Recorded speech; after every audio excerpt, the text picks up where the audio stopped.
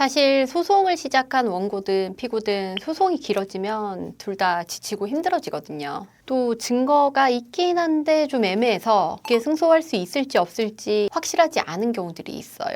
이럴 때 할 수 있는 게 바로 합의입니다. 정말 빠르게 끝내면 일주일 안에도 끝낼 수 있습니다. 그러면 합의를 잘하는 방법은 뭐가 있을까요? 합의를 잘하려면 정확하게 알아야 되고 정확하게 알아야 됩니다.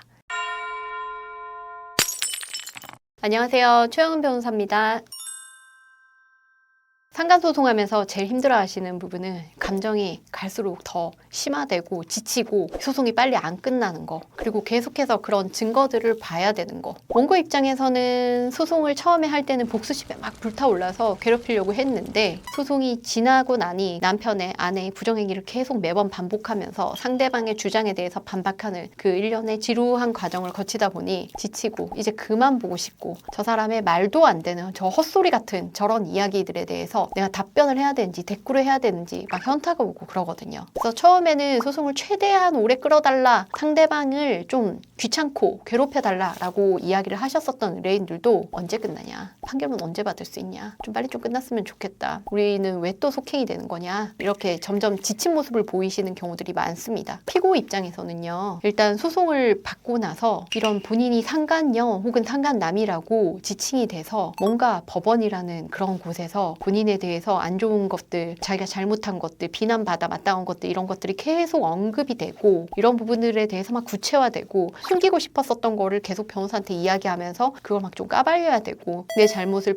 계속 평가받고 비난받고 하는 그 상황, 빨리 벗어나고 싶은데 소송이 오래되면 여기서 언제 벗어나나, 이게 끝나기 전까지 아무것도 못할 것 같은데 이러신 분들이 많아요. 그래서 제가 그 의뢰인들 사건 진행할 때 제일 신경 쓰는 부분 중에 하나가 의뢰인들이 기존에 어떤 일정을 가지고 있는지, 어떤 계획을 가지고 있는지인데 소송 때문에 그 계획을 미루고 일정을 미루고 하는 경우들이 되게 많습니다. 이직을 미루고 중요한 시험을 미루고 시험을 포기하고 그런 경우들이 굉장히 많아요. 좋은 기회를 그냥 다음번으로 미루고, 그리고 이게 언제 끝날지 모르겠지만 이게 완전 끝나고 종결이 돼야지 내 인생의 다음 스텝으로 넘어갈 수 있다, 이렇게 생각하시는 분들이 굉장히 많더라고요. 그래서 소송은 사실은 처음에는 이렇게 길어질 줄 몰랐는데 굉장히 지루하고 힘들고 어려운 긴 과정이고, 이런 것 때문에 소송을 길게 하다 보면은 고통받는 경우가 굉장히 많습니다. 그러면 어떻게 하면 좋을까요? 사실 이런 어려움들을 해결할 수 있는 가장 좋은 수단은 합의입니다.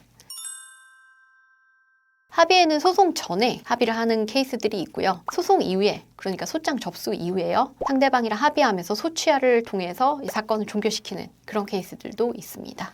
소송 전 합의는 소송을 아예 제기하지 않고 당사자 간에 혹은 변호사가 대리를 해서 이 사건, 이 분쟁에 관해서 어떻게 해결을 할지를 쌍방 합의를 하는 겁니다. 보통은 판결로 어느 정도의 위자료를 인정된다라는 거를 쌍방 다 알고 있기 때문에 어느 정도의 적정 위자료를 정하고, 그리고 원고 쪽에서는 내 남편과 내 아내와 더는 너가 만나지 마라 라는 걸 조건으로 만남 금지, 연락 금지, 그리고 만약에 이 약속한 거를 지키지 않을 시에 위약 벌금으로 얼마를 지급하는 것, 이런 조항들을 더하는데요. 피고 측은 이 소송을 가지 않고 위자료를 지급하고 하는 것에 보통은 다 동의를 합니다. 다만 요청하는 내용은 제3자에게 발설하지 말아달라, 본인의 이 치부에 대해서 제3자에게 퍼지지 않도록 협조를 좀 해달라, 이런 취지로 요청을 합니다. 그래서 위자료 액수, 그리고 만남금지, 연락금지 관련한 내용들, 그리고 제3자 발설금지, 이 세 가지에 대해서 합의가 되면은 보통 합의가 성립이 됩니다. 이렇게 소송 전에 합의하는 경우들도 있지만 소송 중에 당사자들끼리 합의가 되는 경우들도 있습니다. 소송 중에 조정이 되거나 화해 공고 결정이 나오거나 하는 경우들도 있지만 오늘 말씀드리는 건 그런 부분은 아니고요. 소장 접수되고 나서 소송에 임하기보다는 이거는 좀 소외에 합의로 좀 풀어보자 라고 해서, 이거는 소송이 오래 끓는 거에 대해서 원고의 고통 때문에 합의하는 게 아니고 오로지 피고의 신분 때문에 이렇게 하는 거예요. 그 다음에 원고가 막 이글 타오르고 있으니까 거기에 대한 두려움, 뭐 이런 것 때문에 그 소송 접수까지 했지만 소취 합의를 하는 거거든요. 한마디로 금액이 마음에 들어야 돼요. 왜냐면은 이런 거예요. 소송 중에 내가 뭐 예를 들어서 2천만 원에 합의한다라고 하면은 조정으로 그냥 합의하면 되거든요. 상대방 변호사랑 뭐 우리 쪽 변호사랑 해가지고 화해공고 결정 내려주세요 하고 우리 이렇게 하기로 했습니다 해서 법원에 제출하면은 법원에서 화해공고 결정 내리고 판사님 입장에서 판결문 안 써도 되잖아요. 변호사 입장에서는 이런 거예요. 만약에 판결을 받거나 화해공고 결정, 조정, 조서 이런 것들로 남기면 상대방이 이행하지 않을 때 강제 집행 가능해요. 근데 소외 합의를 한다. 이거는 우리가 돈을 미리 받아놓은 게 아니면 이게 강제 집행 가능하지 않거든요. 이게 무슨 말이냐면 내가 합의금 일주일 후에 줄게요 라고 하고 소취하를 해버린다. 그럼 합의금 안 줬을 때 합의금을 안 주네? 약정금 소송이란 거 따로 해야 돼. 그러니까 원고 입장에서도 그냥 조정하지. 이걸 왜 소취하까지 막 이렇게가 나온단 말이에요. 굳이 왜 소취하까지 하느냐? 이거는 다른 이해관계가 있는 거예요. 내가 소송에 어떤 자료로 어떤 결정문으로 뭔가 나를 남기기 싫은 거예요. 그래서 취하해서 없애달라는 그런 취지예요. 소장이 접수됐었던 내용만 있고 종국 결과는 소취하예요. 이게 무슨 말이냐면 소송이 끝날 수 있는 여러 가지 방식이 있는데 소송이 일반적으로는 판결로 끝나잖아요. 그리고 조정, 화해공고 결정 있는데 조정 안에는 임의조정, 강제조정이 있는 거예요. 그러면은 요렇게가 끝내는데 소취하다라고 하면 소취하가 이 소송이 끝난 방식인 거거든요. 판결은 이게 어떤 결과가 나왔는지가 나오잖아요. 조정이랑 화해공고 결정은 안에 구체적인 내용은 안 나오지만 요런 청구가 있었는데 돈 얼마 주는 걸로 결론이 나왔잖아요. 그러면은 피고가 아무런 잘못이 없는데 돈을 줄 이유가 있을까요? 아니잖아요. 예, 그러니까 그런 내용들이 어느 정도 남아 있는 거예요. 그치?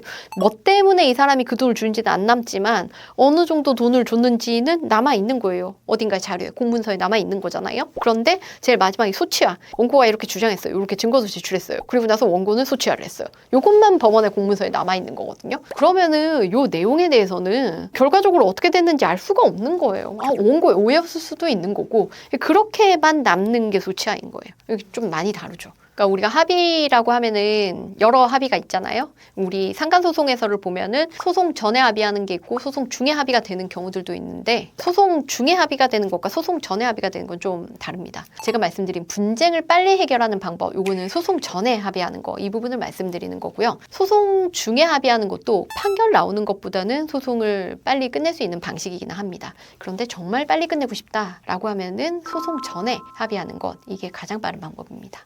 그러면 합의를 잘하는 방법은 뭐가 있을까요? 합의를 잘하려면 내가 무엇을 원하는지 정확하게 알아야 되고 상대가 무엇을 원하는지도 정확하게 알아야 됩니다. 그래서 내가 원하는 것과 상대가 원하는 그 결론의 차이가 크지 않다라고 하면 이거는 합의가 가능하고요. 그 결론의 차이가 크다라고 하면 이거는 어차피 노력을 해도 합의가 안 될 사안입니다. 만약에 나는 위자료를 많이 받고 싶은데 상대방은 위자료를 줄 여력이 없고 또는 뭐 판결로 뭐 그만큼까지 안 나온다는데 난 그렇게 안 하고 난 그냥 판결 받아도 돼 라는 입장이면은 사실은 이거는 위자료 액수가 맞지 않기 때문에 합의될 가능성이 없는 겁니다. 만약에 내가 원하는 건 상대방의 이직이고 나는 위자료를 별로 안 받아도 된다의 입장인데 상대방은 나는 이 직장이 너무 좋아서 나 이직 안 할 거야. 차라리 위자료를 내고 말래 라고 하면은 이것도 우리가 원하는 방향으로 합의가 어차피 안 될 거기 때문에 여기에 공을 들이기보다는 그냥 바로 소송으로 진행을 하셔도 되는 겁니다. 이렇게 내가 원하는 것과 상대방이 원하는 것이 무엇인지 파악이 되면은 이게 합의가 될 사건인지 아닌 사건인지를 알 수가 있습니다. 그럼 여러분 여기서 상대방이 원하는 것 이거는 어떻게 알아내느냐? 그냥 이야기를 해서는 좀 알아내기 어려운 부분도 있고 자기도 모를 때도 있습니다. 물론 우리 스스로도 내가 뭘 원하는지 모를 때도 있거든요. 그럴 때는 좀 적어보시면 좋아요. 이런 합의에 반드시 들어가는 내용 기본적으로 뭐 어떤 게 있는가를 말씀드리면 이게 내용을 정리하기가 좀 쉬울 건데 첫 번째 위자료가 있습니다. 그래서 위자료 액수 얼마 정도 받고 싶은지 이 부분을 정하셔야 되는 거고 그리고 두 번째 내가 원고의 입장이다 라고 하면은 내 배우자와 상간자가 더는 안 만났으면 좋겠다는 니즈가 있으니까 이런 부분을 명시적으로 기재를 해두는 게 좋습니다. 연락금지, 만남금지 그리고 이걸 위반했을 때 위약벌 회당 얼마 이렇게 정해놓는 게 좋고요. 그리고 그 위약벌 액수는 이게 좀 실효적으로 인정이 되려면 너무 적은 액수면 안 되겠죠. 그래서 상대방으로 하여금 이 합의에 응하면서 좀 부담감을 가지도록 그래서 앞으로 정말 만나지 않도록 그렇게 기재를 하는 게 좋겠습니다. 그리고 피고의 입장에서는 위자료 액수 중요하겠죠. 그리고 또 한 가지 중요한 것 보통 피고들이 원하는 건데요. 제3자 발설금지 조항입니다. 가족, 친척, 직장 모두를 포함한 제3자에게 발설하지 않는다. 이 사건의 돼서 이런 부분들을 반드시 기재를 해서 추후 이 문제로 다시 분쟁이 생기는 거를 최소한으로 만들어 두는 게 좋습니다. 그리고 이 부분도 만약에 쌍방이 이 부분을 어길 시에 위약벌을 지급하는 걸로 기재를 해두면 아무래도 분쟁의 여지가 적어질 수밖에 없습니다. 그러면은 이런 내용들에 대해서 만약에 합의가 어느 정도 됐다라고 하면 이제 합의서 작성의 문제인데요. 이 부분은 본인이 하셔도 되겠지만 분쟁의 가능성을 최소화하기 위해서는 사실 전문가한테 맡기는 게 가장 좋습니다. 만약에 이 합의 자체에서 좀 액수나 아니면은 다른 조항 때문에 조금 합의가 어렵다 또는 잘 안 된다, 이때도 직접 하기보다는 제3자에게 맡기는 게 좋습니다. 뭐 때문이냐면요, 합의를 하는 과정에서 공갈죄, 강요죄, 협박죄, 이런 형사적인 이슈가 생기는 경우들이 굉장히 많거든요. 그래서 당사자가 직접 하실 때는 좀 많이 조심하셔야 되는 부분이고, 만약에 이게 좀 정확하게 합의서도 작성해야겠고 상대방이 다시는 내 남편을 만나지 않았으면 좋겠고 또는 이 일이 제3자에게 절대 알려지지 않았으면 좋겠고 이런 부분을 명확히 하고 싶다라고 하면은 변호사를 선임해서 진행하시는 게 안전합니다. 당사자들끼리 했을 때도 가장 안 좋은 점 중 하나인데요. 오늘 말 다르고 내일 말 달라질 수 있습니다. 뭐 이렇게 이야기해보니까 상대가 이런 뭐 좀 무서워하는 것 같고 하네? 그러면은 좀 금액을 올려도 되겠는데? 그러면서 이렇게 자꾸 말이 바뀌고 변동되고 또 한편으로는 너무 무서운 상황도 되고, 그래서 오히려 분쟁의 여지가 더 커질 수도 있고, 처음에 합의가 3천만 원이 될 줄 알았는데 4천만 원, 5천만 원 이렇게 금방 올라가 버리는 경우도 있고 하거든요. 그래서 이런 부분들을 좀 조심하셔야 됩니다. 실제로 당사자들끼리 합의를 하다가 온 사건들이 보통 위자료 액수가 높은 상황에서 많이 옵니다. 그러면은 일단 그 액수가 서로의 입에서 오갔기 때문에 그 액수를 깎는 데는 정말 어렵습니다. 그래서 당초 처음부터 대리인한테 맡기는 게 훨씬 더 나은 사건들도 많습니다. 실제로 우리 의뢰인들이 사인하러 가기 직전에 저한테 연락 와가지고 사건 진행하는 경우들이 있는데, 그 사인하러 가기 직전에 이야기했었던 금액이 1억, 1억 5천, 2억 이런 것들이 되게 많아요. 3천만 원의 합의가 가능했는데 2천만 원의 합의가 가능했는데 했었던 것도 그렇게 만들어 오시면 5천만 원에 합의할 수밖에 없고 7천만 원에 합의할 수밖에 없고 뭐 그런 상황들이 있어요. 특히 이런 사건은 이제 피고 쪽이 변호사 선임 안 했을 때 많이 일어나는 일인데요.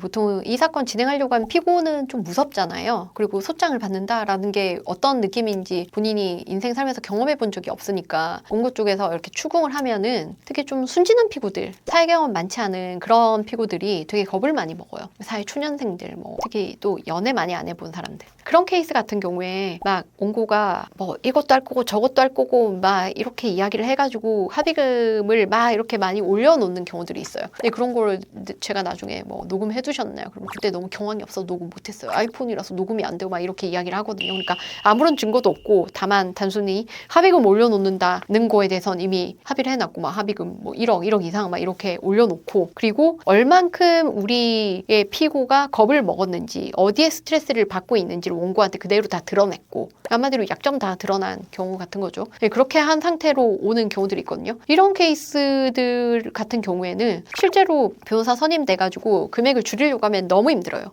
왜냐하면 원고 입장에서는 이미 나는 1억을 받을 거야, 1억 5천을 받을 거야 라고 생각을 해놨잖아요. 그리고 제가 뭐가 약점인지 다 알고 있어, 뭐 이런 입장인 거잖아요. 근데 막 피고가 어느 순간 막 변호사 선임해가지고 우리 2천만 원에 합의합시다, 판결 뭐 한 요 정도 나오는 줄 알죠? 이러면 이거 뭐 되겠어요 이게? 그럼 나 소송한다, 당장 뭐 한다 막 그렇게 이야기를 하는데, 그럼 또 막 피고가 멘탈이 막 흔들리거든요. 막 무너져요. 그러면 사실은 이제 변호사 입장에서도 금액을 깎는 것도 중요하지만 의뢰인을 살려놓는 것도 중요하잖아요. 그러니까 뭐 적당한 선에서 어떻게 우리 의뢰인 크게 다치지 않게 적당한 선을 막 이렇게 맞춰가지고 합의를 하는데, 그러면 이제 합의를 통해서 감익시킬 수 있는 여지가 매우 줄어들죠. 그런 케이스도 이제 사실은 변호사가 처음부터 연락을 했다면은 한 2, 3천 정도에 합의될 여지가 있는 그런 케이스였었던 거거든요. 이건 처음부터 변호사를 선임해가지고 그냥 대응을 했었어야지, 괜히 본인이 뭔가 대응을 해보려고 하다가 결국은 크게 망치고 막 금액도 수천만 원을 더 내야 되는 그런 케이스로 가져간다. 요런 케이스예요. 그래서 요런 경우가 있을 수 있기 때문에 좀 주의를 해야 됩니다. 이게 합의될 사안인지 아닌지 이 부분은 경험이 좀 있는 변호사들은 내용을 들으면 알 수가 있거든요. 그러니까 꼭 변호사 선임하지 않더라도 만약에 비슷한 문제를 가지고 계신 분들은 변호사한테 상담을 통해서 이 사건을 어떻게 해결해 나가는 게 가장 좋은 방법일지를 상의를 해보시고 그리고 결정을 하셨으면 좋겠습니다. 이상 최영은 변호사였습니다. 감사합니다.